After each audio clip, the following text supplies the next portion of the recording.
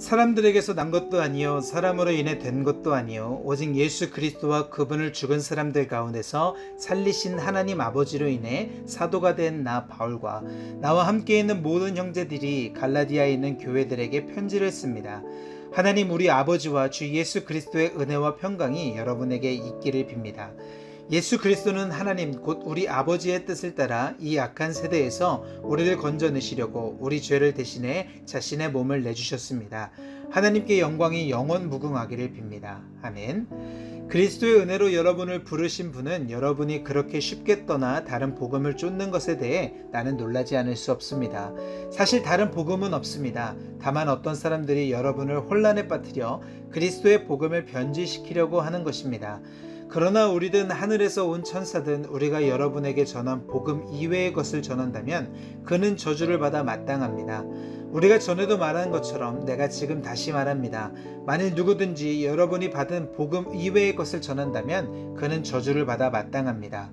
내가 지금 사람들을 좋게 하려고 합니까? 아니면 하나님을 좋게 하려고 합니까?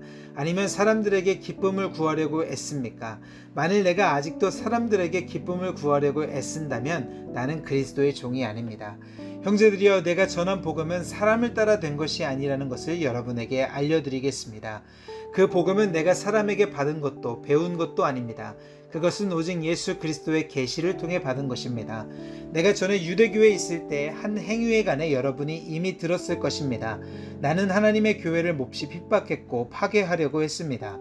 나는 내 동족 가운데 나와 나이가 같은 또래의 많은 사람들보다 유대교를 믿는 데 앞장섰으며 내 조상들의 전통에 대해서도 매우 열성적이었습니다.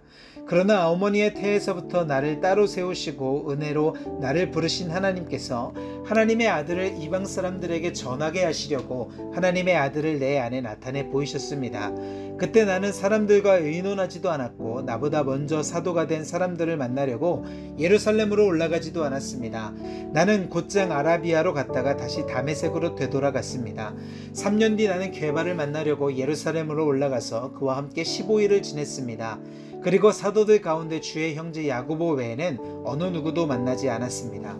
내가 하나님 앞에서 장담하건대 내가 여러분에게 쓰는 이것은 결코 거짓말이 아닙니다. 그 후 나는 시리아와 길리기아 지방으로 갔습니다. 그래서 내 얼굴이 그리스도 안에 있는 유대의 교회들에게는 알려지지 않았습니다. 다만 그들은 전에 우리를 핍박하던 사람이 지금은 전에 그가 파괴하려고 하던 그 믿음을 전하고 있다는 소문을 듣고 나로 인해 하나님께 영광을 돌렸습니다. 그 후 14년이 지나서 나는 바나바와 함께 디도를 데리고 다시 예루살렘으로 올라갔습니다. 내가 예루살렘으로 올라간 것은 하나님의 계시를 따른 것으로 나는 이방 사람들에게 전파하는 복음을 그들에게도 제시했습니다. 다만 유명하다 하는 사람들에게는 개별적으로 복음을 제시했는데 이는 내가 다름질하고 있는 것이나 다름질한 것이 헛되지 않게 하기 위함이었습니다. 나와 함께 있는 디도는 그리스 사람이었지만 억지로 할례를 받도록 강요하지 않았습니다. 그 이유는 몰래 들어온 거짓 형제들 때문입니다. 그들은 우리를 종으로 삼고자 그리스도 예수 안에서 우리가 가지고 있는 자유를 엿보려고 몰래 들어온 사람들입니다. 그러나 우리는 그들에게 잠시도 굴복하지 않았습니다. 이는 복음의 진리가 여러분에게 머물러 있도록 하기 위함입니다. 그 유명하다는 사람들 가운데 어느 누구도 그 유명하다는 사람들은 내게 아무것도 보태준 적이 없습니다. 오히려 그들은 베드로가 할례받은 사람에게 복음 전하는 일을 맡은 것처럼 내가 할례받지 않은 사람에게 복음 전하는 일을 맡은 것을 알았습니다. 베드로가 할례받은 사람의 사도가 되도록 역사하신 분이 내게도 역사하셔서 이방 사람의 사도가 되게 하셨기 때문입니다. 기둥같이 여김받는 야고보와 게바와 요한은 하나님께서 내게 주신 은혜를 인정하고 나와 바나바에게 교제의 약수를 청했습니다. 우리가 이방 사람에게로 그들은 할례받은 사람에게로 가도록 하기 위함입니다. 다만 그들은 우리에게 가난한 사람을 생각해달라고 당부했는데 이것은 나 또한 힘써 행해오던 일입니다. 그러나 게바가 안디옥에 왔을 때 그에게 책망할 일이 있어서 얼굴을 마주 대하고 그를 책망했습니다. 게바는 야고보가 보낸 몇몇 사람들이 오기 전에 이방 사람들과 함께 음식을 먹고 있었습니다. 그러나 그들이 오자 그는 할례받은 사람들을 두려워해 슬그머니 그 자리를 떠났습니다. 그러자 다른 유대 사람들도 게바와 함께 위선을 행했고 바나바까지도 그들의 위선에 휩쓸렸습니다. 나는 그들이 복음을 진리대로 바르게 행하지 않는 것을 보고 모든 사람 앞에서 게바에게 이렇게 말했습니다. 당신은 유대 사람으로서 유대 사람처럼 살지 않고 이방 사람처럼 살면서 어떻게 이방 사람에게 유대 사람처럼 살라고 강요합니까? 우리는 본래 유대 사람이요 이방 죄인들이 아닙니다. 그러나 사람이 의롭다고 인정받는 것이 율법의 행위로서가 아니라 예수 그리스도를 믿음으로 되는 것을 알기에 우리도 그리스도 예수를 믿었습니다. 이는 우리가 율법의 행위로가 아니라 그리스도의 믿음으로써 의롭다고 인정받으려는 것입니다. 율법의 행위로는 어떤 육체도 의롭다고 인정받을 수 없기 때문입니다. 그러나 우리가 그리스도 안에서 의롭다고 인정받으려 하다 우리 자신이 죄인으로 드러난다면 그리스도께서 죄를 짓게 하시는 분입니까? 결코 그럴 수 없습니다. 만일 내가 허물어 버린 것을 다시 세우려 한다면 나 스스로 율법을 어기는 사람임을 증명하는 것입니다. 나는 율법으로 인해 율법에 대해 죽었습니다. 이는 내가 하나님께 대해 살고자 함입니다.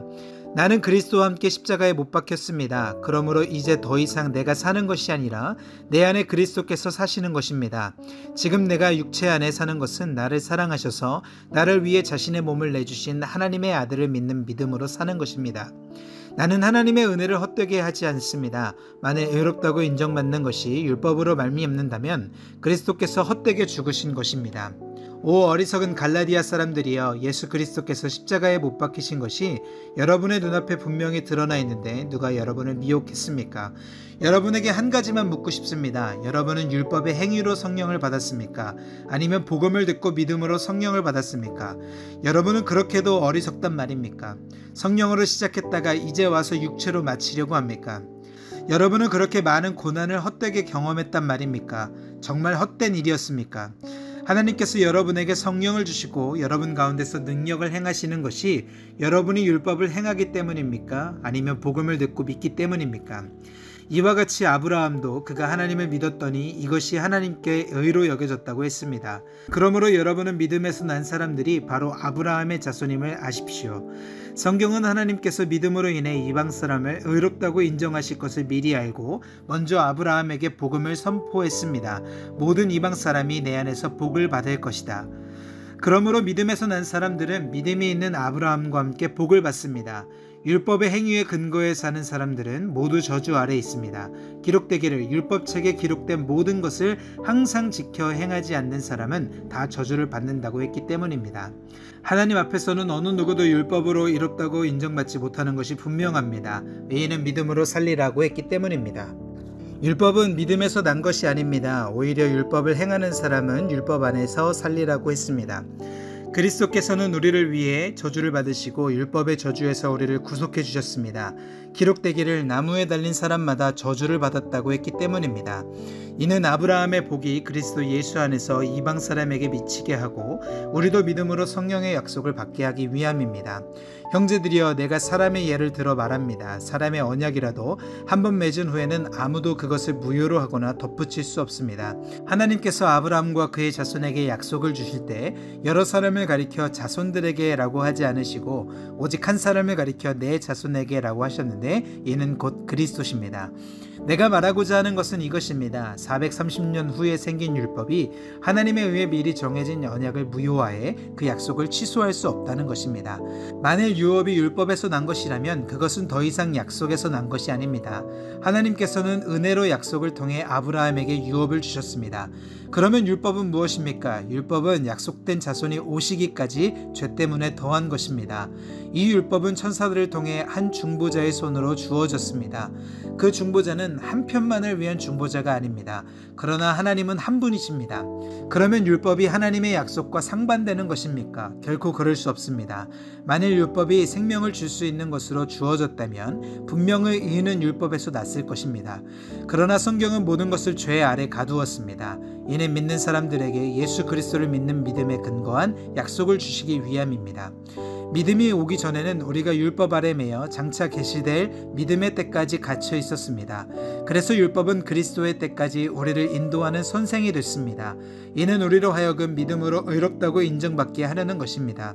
그러나 이제는 믿음이 왔으므로 우리는 더 이상 율법이란 선생 아래 있지 않습니다. 여러분은 모두 그리스도 예수 안에서 믿음으로 하나님의 아들들이 됐습니다. 그리스도와 합해 침례를 받은 사람은 모두 그리스도로 옷 입었기 때문입니다. 유대 사람도 없고 그리스 사람도 없고 종도 없고 자유인도 없고 남자도 없고 여자도 없습니다. 여러분 모두는 그리스도 예수 안에서 하나이기 때문입니다. 만일 여러분이 그리스도께 속한 사람이면 여러분은 아브라함의 자손이요 약속을 따른 상속자입니다. 아멘.